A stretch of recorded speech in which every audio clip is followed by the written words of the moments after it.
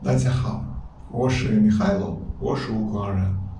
今天是2025年3月24日，关于美国与乌克兰、美国与俄罗斯的谈判，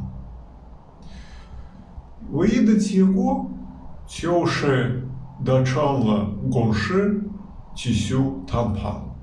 这个怪不得，因为对乌克兰来说，俄罗斯的条件不行，俄罗斯不同意乌克兰的条件。只是这个谈判是没用的，只有俄罗斯经济出现大的问题，或者俄罗斯军队受到了不幸的战术，谈判才有意义。